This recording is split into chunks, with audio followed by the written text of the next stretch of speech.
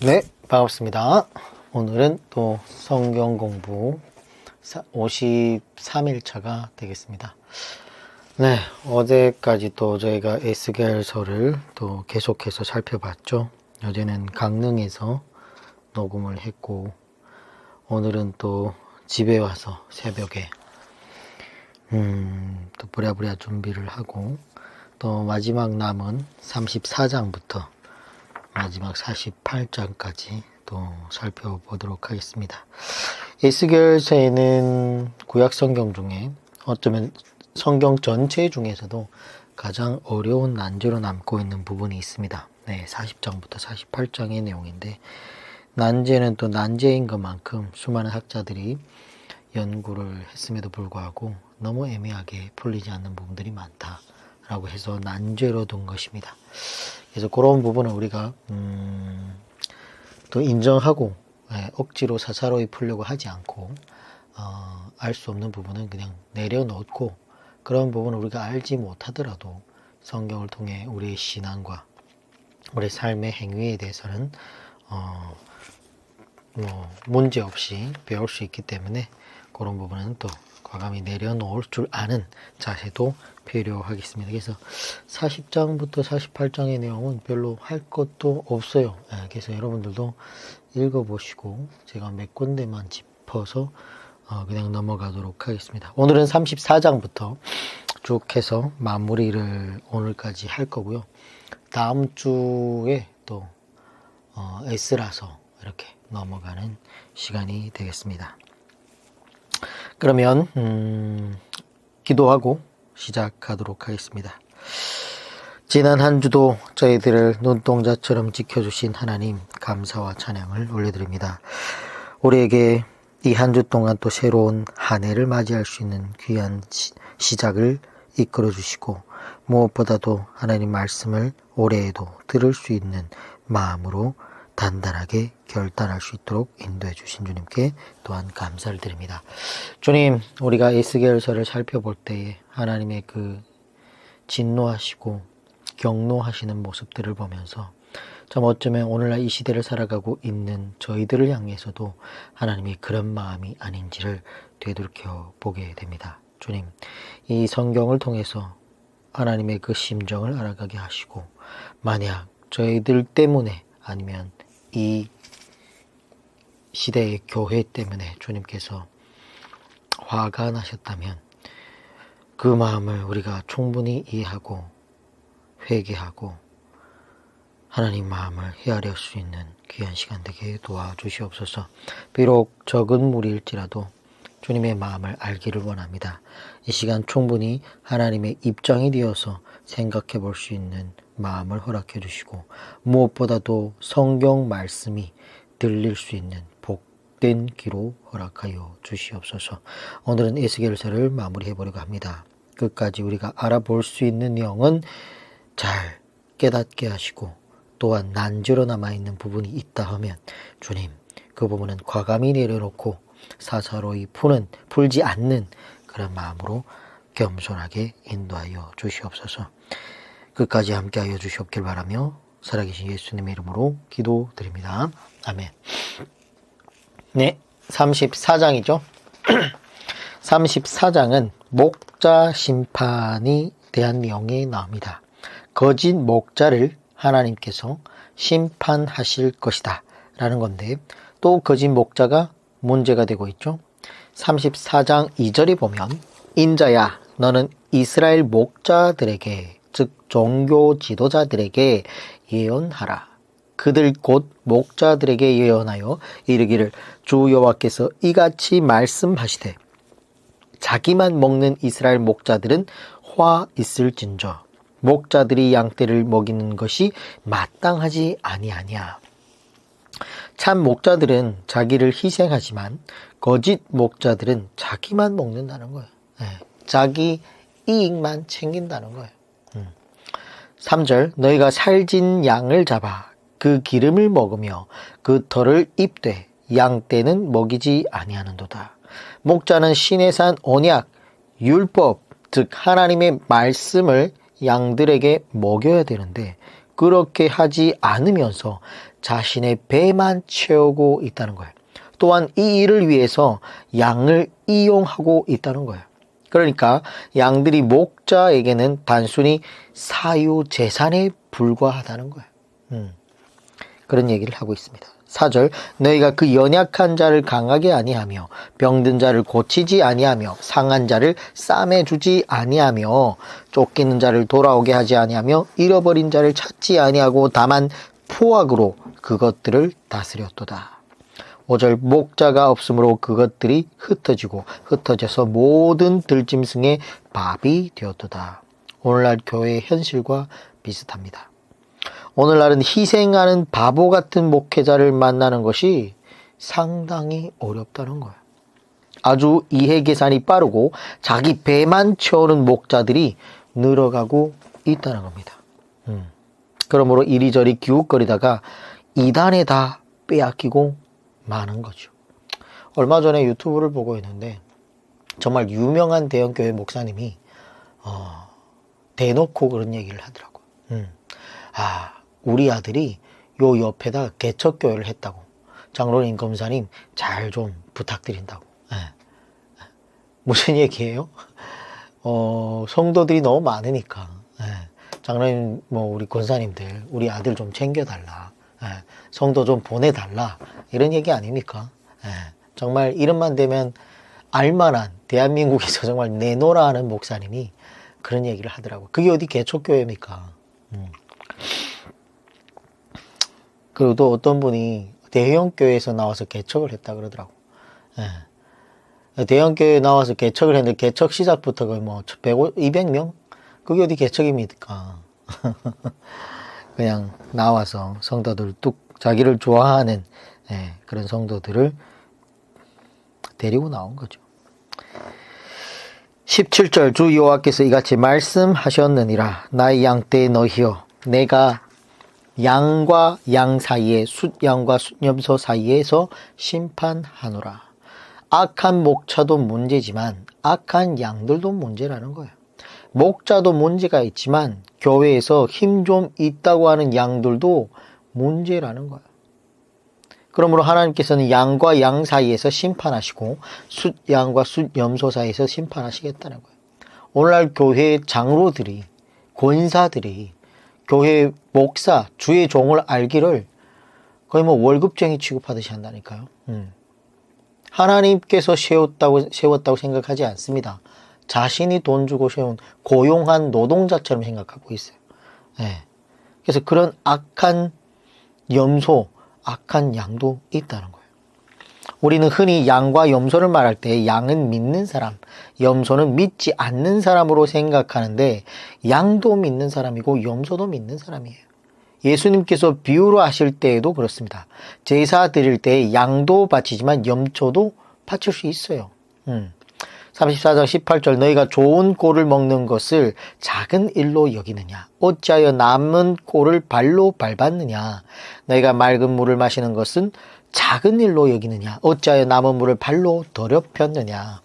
오늘날도 성경 66권을 전하는 말씀을 하찮은 것으로 여긴다는 거예요. 자기가 듣고 싶은 얘기들만 듣는다는 거예요. 그리고 다른 걸 자꾸 추구한다는 거예요. 성경 말씀 다 들어본 거 뭐고. 그거 들어봐도 거기서 거기지. 왜냐? 거기서 거기밖에 안 가르치니까. 34장 20절, 그러므로 주 여호와께서 그들에게 이같이 말씀하시되 나 곧 내가 살진 양과 파리한 한 양 사이에서 심판하리라. 너희가 옆구리와 어깨로 밀어뜨리고 모든 병든 자를 뿔로 받아 무리를 밖으로 흩어지게 하는도다. 이처럼 목자 심판이 있게 될 것이고 힘 있는 양들의 심판도 있게 될 것이라는 얘기죠. 34장 23절, 내가 한 목자를 그들 위에 세워 먹이게 하리니 그는 내 종 다윗이리라. 그가 그들을 먹이고 그들의 목자가 될지라. 그러니까 한 목자를, 다윗의 자손 예수 그리스도를 말하고 있는 것이죠. 이제 이스라엘은 더 이상 희망이 없고 예수님만이 오직 희망이라는 거예요. 이제 다른 것은 희망이 없고 다윗의 자손인 예수 그리스도가 오셔서 그 희망의 빛이 그때에야 비춰지게 될 것이라는 겁니다. 35장 35장은 에돔에 대한 심판인데 성경에는 에돔 심판이 여러 차례 나오죠. 이사야 34장, 예레미야 49장, 오바댜, 그리고 여기 에스겔 35장에도 이렇게 나오는데 에돔은 에소의 후손입니다. 35장 2절 인자야 내 얼굴을 세일산으로 향하고 그에게 예언하여 이르기를 주 여호와께서 이같이 말씀하시되 세일산아 내가 너를 대적하여 내 손을 내 위에 펴서 내가 황무지와 공포의 대상이 되게 할지라. 결국 이들이 왜 하나님의 심판을 받게 되는가? 5절에 보면 내가 옛날부터 한을 품고 이스라엘 족속의 환난 때 곧 죄악의 마지막 때의 칼의 위력에 그들을 넘겼도다. 그러니까 한을 품고 그들이 옛날부터 한을 품고 있었다는 거예요. 야곱이 에서에게 교활한 꾀를 내어가지고 팥죽 한 그릇으로 장자 명분을 빼앗았는데 그것이 에서의 후손들에게 한이 된 거예요. 그리고 장자로서 받을 수 있는 아버지의 축복까지 야곱이 가로채지 않았습니까?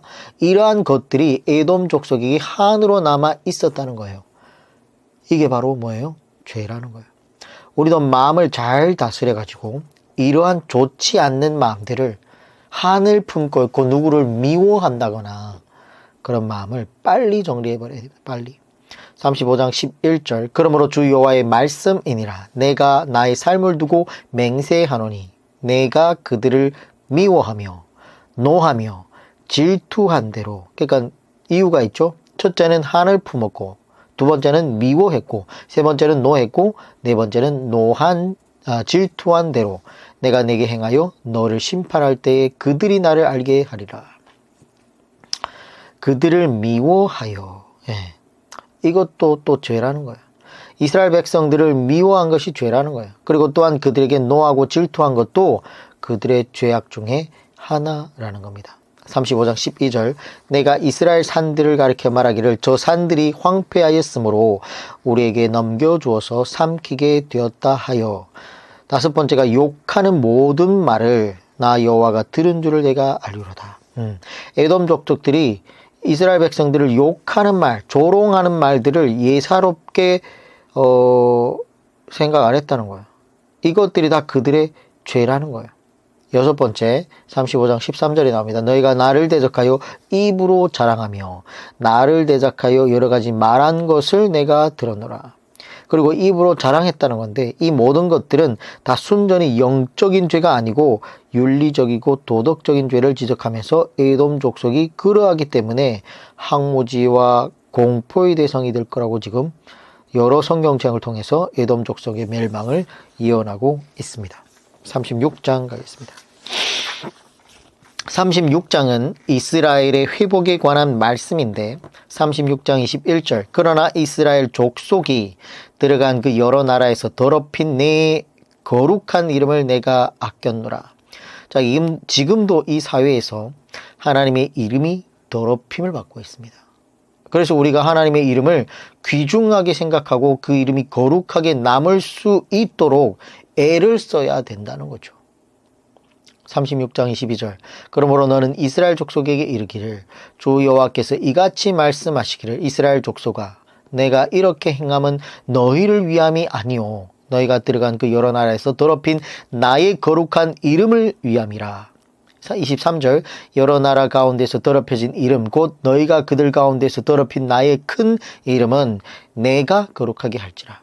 내가 그들의 눈앞에서 너희로 말미암아 나의 거룩함을 나타내리니 내가 여호와인 줄을 여러 나라 사람이 알리라. 주 여호와의 말씀이니라.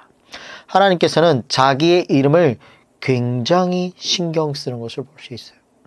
그러므로 앞으로 예루살렘이 멸망해가지고 바벨론으로 끌려가게 될 것인데 바벨론에서 이들이 다시 회환하게 되고 회복하게 될 것인데 그렇게 되는 이유는 하나님의 이름 때문이라는 거예요. 너희들이 이뻐서가 아니라 너희들의 신이었던 나의 이름 때문이라는 거예요. 사람에게 구원을 받을 만한 의로움이 있어서가 아니라 하나님의 이름 때문에 하나님께서 그렇게 하시겠다는 거예요. 근데 하나님의 이름 때문에 이스라엘을 회복을 시키는데 결국은 사람이 그 은혜를 받게 된다는 거예요. 사람은 자기의 이름을 위하여 일하면 이기주의밖에 되지 않지 않습니까? 근데 하나님께서는 자기의 이름을 위하여 일하시는데도 혜택은 소수의 남은 자가 보게 되는 거예요. 하나님께서 창세전에 예비하신 백성들이 결국 보게 되는 거예요.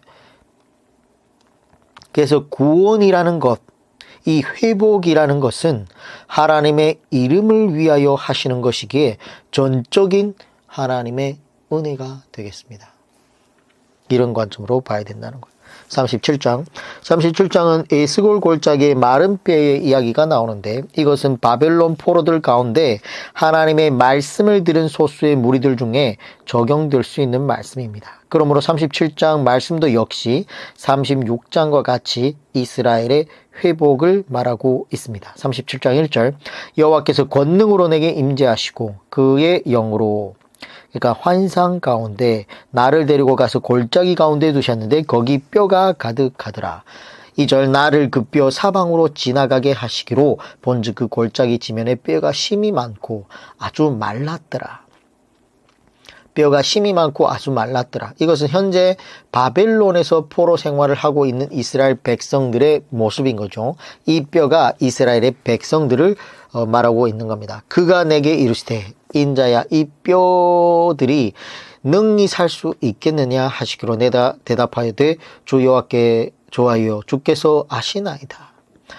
그러니까 주 여호와여 주께서 아시나이다 라는 거는 뭐 명답이지 않습니까? 하나님만이, 주님만이 그 사실을 압니다.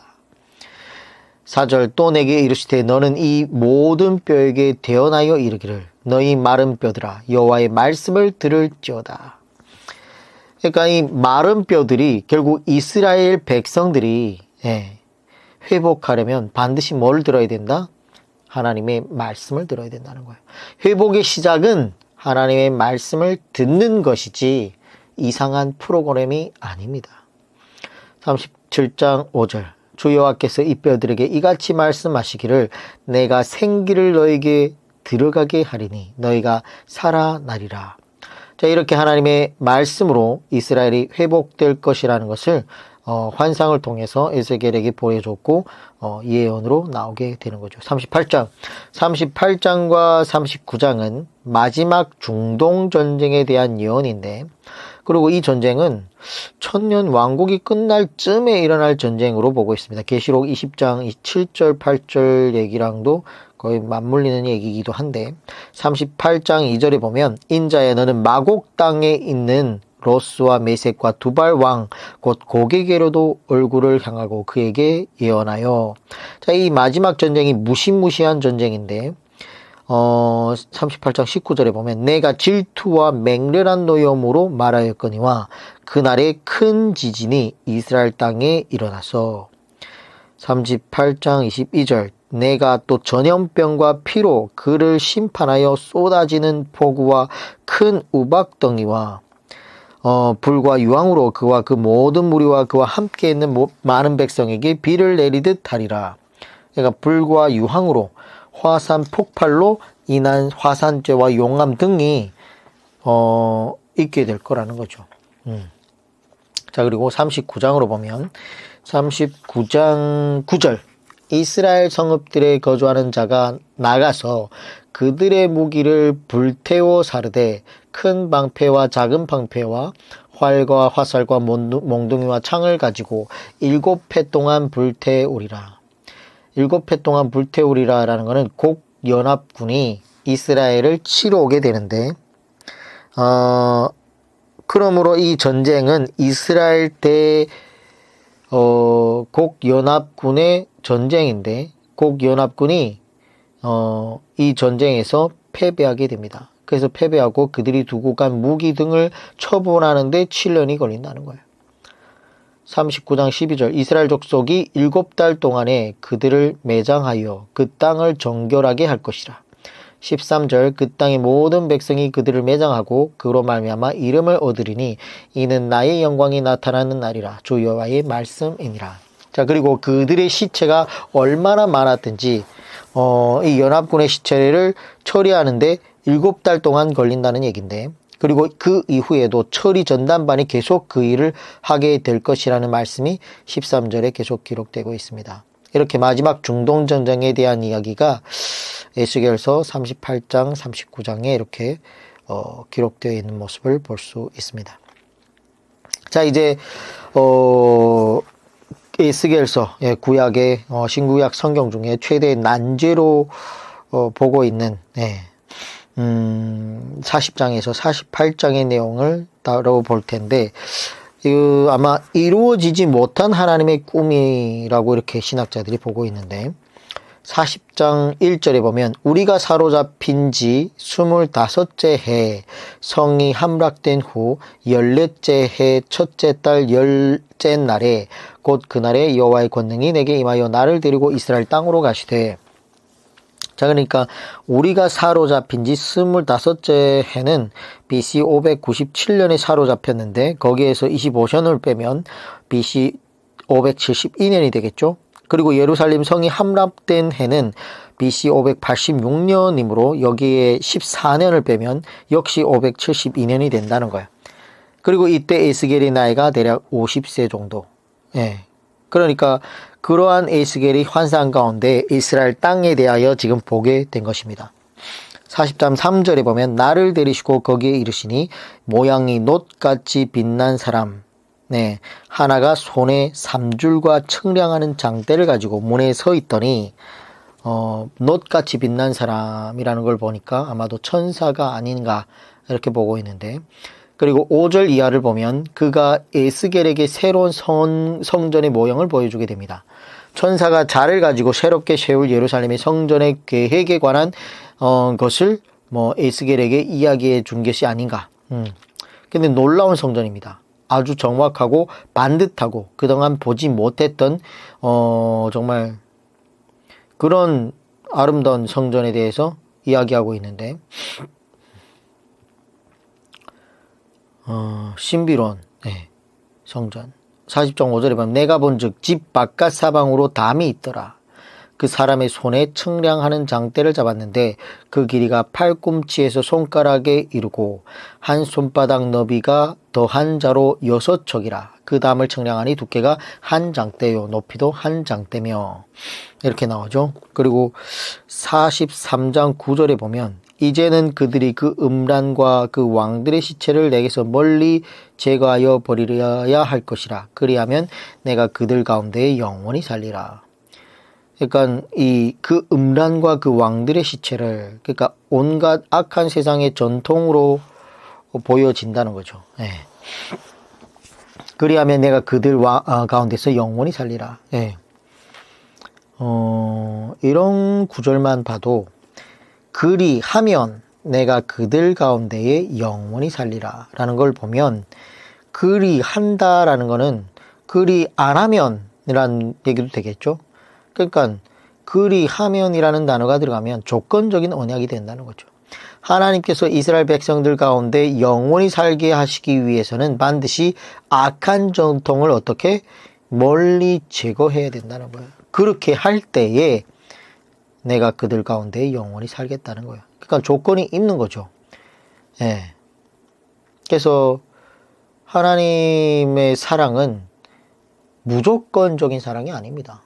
유조건적인 사랑이라는 거예요. 무조건적인 사랑이면 다시 얘기하지만 지옥 갈 사람이 없어야죠. 조건이 있죠. 주 예수 그리스도를 믿는 조건. 그 조건이 있어야 된다는 거예요. 자, 43장 11절을 보면 만일 그들이 자기들이 행한 모든 일을 부끄러워하거든 너는 이 성전의 제도와 구조와 그 출입하는 곳과 그 모든 형상을 보이며 또 그 모든 규례와 그 모든 법도와 그 모든 율례를 알게 하고 그 목전에 그것을 써서 그들로 그 모든 법도와 그 모든 규례를 지켜 행하게 하라. 여기에 또 조건이 있죠. 만일 그들이 자기들이 행한 모든 일을 부끄러워하거든. 역시 조건적인 언약이죠. 이런 조건적인 언약이 충족되었을 때야만 이루어질 수 있는 내용인데 이 조건이 충족되지 않았다고 보는 거예요. 이 조건이 충족되지 않았기 때문에 이루어지지 않은 하나님의 꿈으로 볼 수 있는 거예요. 결국은 하나님의 이 새로운 계획이 이루어지려면 악한 전통을 멀리 제거해야 했었고 자기들이 행한 모든 일을 하나님 앞에서 부끄러워해야 했었는데 지금 1차, 3차 예루살렘으로 귀환한 자들이 그렇게 하지 않았으므로 말미암아 이 하나님의 놀라운 계획인 하나님의 꿈이 이루어지지 못한 것으로 보고 있다는 거예요. 그래서 이후에 1차 귀환자들이 귀환하여 재건하는 성전을 보면 본문에 나와 있는 성전, 본문에서 말하는 예루살렘 성, 본문에서 말하는 땅 분배와 경계, 본문에서 말하고 있는 이스라엘의 영토가 전혀 이루어지지 않았음을 볼 수 있어요. 그리고 예수님께서 오셔서 성전 시대가 끝나고 교회 시대가 도래하겠기 때문에 앞으로 이 성전은 거의 지어질 수 없는 거죠. 그래서 이것은 천국에서도의 성전도 아니고 천국에는 성전이 없죠. 예, 그러므로 이것은 영원히 이루어지지 못한 하나님의 꿈으로 남게 되지 않았나, 그런 부분이지 않았나 그렇게 보고 있습니다. 근데 하나님께서는 그들에게 이 두 가지 조건을 충족시켜 주면 너희에게 반드시 이루어지겠다고 하시는 이 하나님의 계획과 하나님의 소원과 하나님의 꿈이 있었던 거예요. 근데 결국에는 이스라엘, 바벨론 포로 잡혀갔던 이스라엘들이 그렇게 하지 않았으니까 이루어지지 않았던 걸로 보고 있었습니다. 그게 이루어지지 않았는데 결국 신약 시대에 다윗의 후손으로 예수 그리스도가 왔기 때문에 또 성령님께서 이 땅에 오셨기 때문에 교회 시대가 열렸기 때문에 이거는 예전에 하려고 했었는데 조건이 그대로 충족되지 않으니까 그냥 무효가 된 게 아닌가, 하나님 꿈이 이루어지지 않은 게 아닌가 그렇게 보고 있다는 겁니다. 자, 47장 가겠습니다. 47장은 부흥 강사들이 은혜의 강물이라고 하면서 많이 인용하는 부분인데 이 말씀은 오늘 우리와는 전혀 상관이 없는 본문입니다. 읽어볼게요. 47장 1절. 그가 나를 데리고 성전 문에 이르시니 성전의 앞면이 동쪽을 향하였는데 그 문지방 밑에서 물이 나와 동쪽으로 흐르다가 성전 오른쪽 제단 남쪽으로 흘러내리더라. 성전 문지방에서 물이 터졌다는 건데 아마 큰 지하수가 터져가지고 큰 물줄기가 시작된 것이 아닌가. 근데 이 물이 성전 문지방에서 출발해서 남쪽으로 흘러갔다고 하고 있죠. 자, 이런 것은 사해 쪽으로 흘러갔다는 말이죠. 근데 이 물이 차차 많아집니다. 3장 끝에 보면 물이 발목에 이르고 4절 말씀을 보면 물이 무릎에 오르고 허리에 오르더니 5절에 보면 물이 건너지 못할 강이 되어버립니다. 자, 이것은 은혜의 강을 이야기하는 게 아니에요. 7절에 보면 내가 돌아가니 강 좌우편에 나무가 심이 많더라. 그러니까 물이 흐르고 강이 생기니까 나무들이 무성하게 자라났다는 얘기죠. 8절. 그가 내게 이르시되 이 물이 동쪽으로 향하여 흘러 아라바로 내려가서 사해로 내려가서 바다에 이르니 사해에 이르니 이 흘러내리는 물로 그 바다의 물이 되살아나리라. 아라바로 내려가서 요단으로 흘러갔다는 말이에요. 근데 그래서 결국 사해 바다에 이르게 된 것인데 그러므로 지금 하나님께서는 이스라엘 땅을 완전히 새로운 땅으로 회복시키실 마음이 있으셨던 거예요. 47장 9절. 이 강물이 이르는 곳마다 번성하는 모든 생물이 살고 또 고기가 심이 많으리니 이 물이 흘러 들어가므로 바닷물이 되살아나겠고 이 강이 이르는 각처의 모든 것이 살 것이며 10절. 또 이 강가에 어부가 설 것이니 엔게디에서부터 에네글라임까지 그물 치는 곳이 될 것이라. 그 고기가 각기 종류를 따라 큰 바다의 고기같이 심이 많으려니와 엔게디에서부터 에네글라임까지, 그러니까 사해 해변 지경의 지경 주변의 지명을 말하는 건데 이처럼 사해 해변이 생명력이 있는 땅이 될 것이라는 거예요. 근데 지금 사해는 어떻습니까? 물은 계속 줄고 소금의 농도는 높아지면서 황폐화되어 가고 있다는 거예요. 그러므로 하나님께서 새로운 성전, 새로운 예루살렘, 새로운 이스라엘과 함께 성전 아래에서 물줄기가 터지게 하셔가지고 이스라엘 땅을 새롭게 아름답게 회복시키실 계획을 갖고 있으셨었는데 하지만 이스라엘 백성들이 죄를 멀리하지 않고 자기들이 행한 일들을 부끄러워하지 아니함으로 인해 가지고 성취하지 못한 하나님의 꿈으로 남게 된 것이 아닌가, 그렇게 보고 있다는 겁니다. 47장 12절 강좌우 가에는 각종 먹을 과실나무가 자라서 그 잎이 시들지 아니하며 열매가 끊이지 아니하고 달마다 새 열매를 맺으리니 그 물이 성소를 통하여 나음이라. 그 열매는 먹을 만하고 그 잎사귀는 약재료가 되리라. 자, 이런 하나님의 계획이 있었다는 거죠. 근데 이러한 하나님 꿈이 실현되지 못한 것이 아닌가, 이렇게 추정해 볼 수 있다는 겁니다. 자, 그래서 에스겔서 지금 40장부터 48장까지의 내용은 방대한 분량의 난제예요. 그 내용을 지금 쭉 이렇게 읽어보면 바벨론에서 돌아와 지었던 스룹바벨 성전과는 다른 모습이라는 거예요. 그리고 천년 왕국으로 봐도 안 맞는 부분들이 너무 많아요. 그래서 천년 왕국에서도 있을 법하지 않는 내용이기 때문에 천국의 모습이라고는 뭐 또 더더욱 할 수 없겠죠. 그래서 실제로는 구약 성경 가운데 가장 큰 난제로 남아 있는 부분이 바로 이 부분입니다. 그러나 이 부분은 뭐 우리가 그냥 넘길 때는 또 넘겨야 되고, 그래서 또 어떤 분들은 방대한 분량이어가지고 성경을 연구하는 사람들마다 고민을 많이 하게 되는데,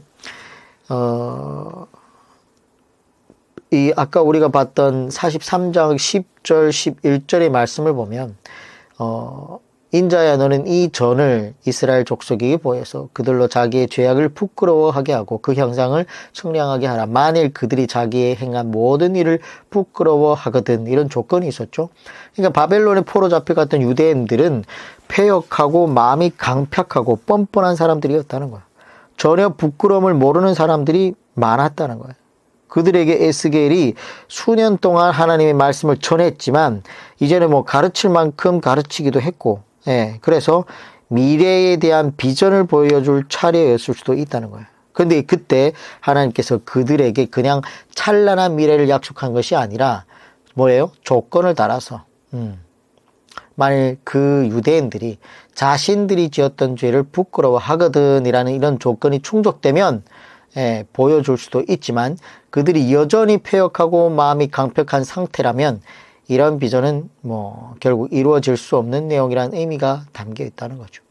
그래서 에스겔 이후에 이루어진 역사를 보았을 때 아쉽게도 이러한 비전은 그들의 역사에 성취되지 못했습니다.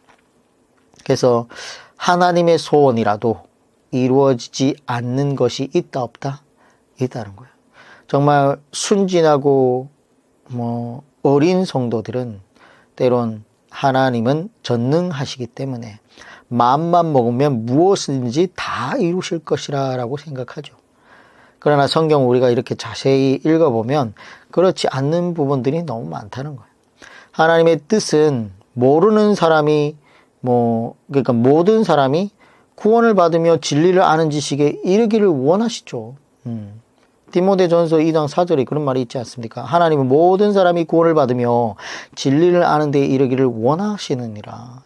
그걸 원하지만 인간들이 스스로 돌아오지 않으면 어렵다는 거예요. 한계를 넘어서 버리면 어렵다는 거예요. 그러나 그렇게 되지 않는다는 것을 또 우리가 볼 수 있죠. 이렇게 악한 세상에서는 하나님의 뜻이며 하나님의 소원이라도 최소한으로만 이루어질 수 있다는 것을 또 볼 수 있어요. 그 최소한이란 뭐냐? 창세 전부터 예정하신 하나님의 그 택하신 백성들을 뭐예요? 십자가의 보혈의 피를 지으신 예수 그리스도의 피로 대속하는, 구원하는 그런 최소한의 뜻만 이루어지게 될 거라는 겁니다. 그래서 다시 말하지만 천국 가면 놀랄 거예요.